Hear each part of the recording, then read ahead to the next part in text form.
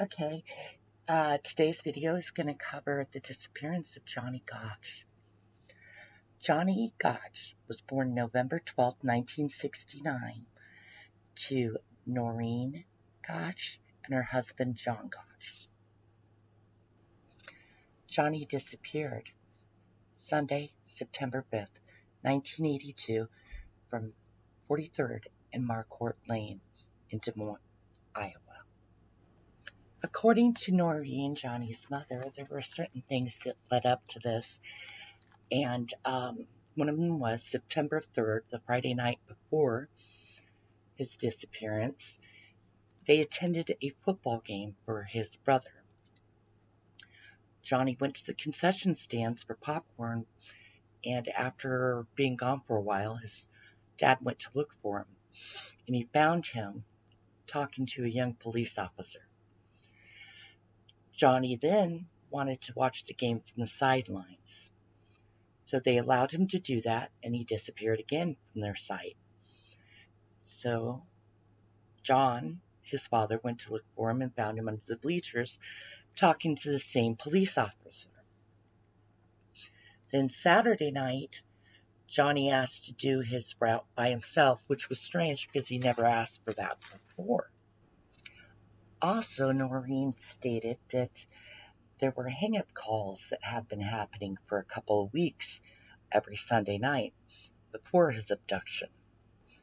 And at 1:30 a.m., the day of his abduction, or morning up, John answered a phone call and said, yes, all right, okay, and hung up. When Noreen asked who it was, John said wrong number. According to Noreen, the day of the abduction, she woke up to calls about not getting papers. Then John goes looking for Johnny, finds his wagon and papers 2 blocks from their home, and the dog was tied to it, the wagon.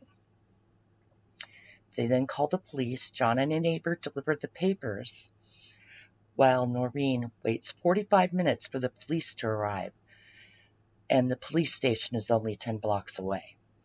During that 45 minutes, Noreen calls and talks to other paper boys, and this is the accounts that she gathers during that time.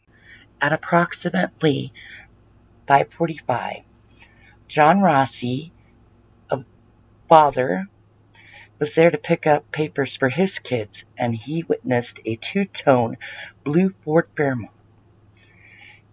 And Johnny was talking to a jittery man in that blue car. 2 or 3 other paper boys were also there. The guy in the blue car kept asking Johnny for directions. Johnny asked Mr. Rossi, hey, could you come over here and help this guy? The guy took off, made a U-turn, and then turned left. Johnny then told the other paper boys, this is weird.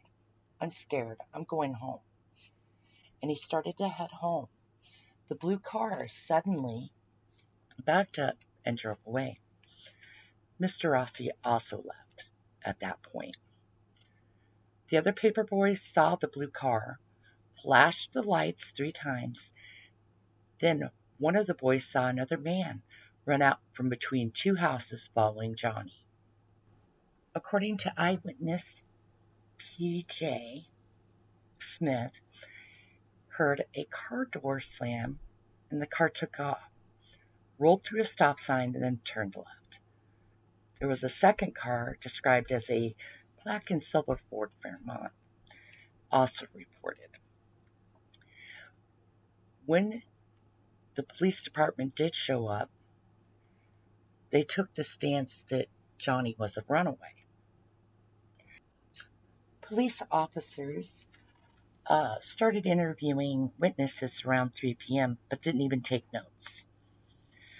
Police Chief Orville Cooney told the Gosches to stay home and not speak to the media or anyone. He even told them not to even search for him. But instead, they went ahead and organized their searches. Noreen, later on, helped found the National Center for Missing and Exploited Children along with John Walsh. We'll cover the rest of this in another video. Thank you. You have a wonderful night.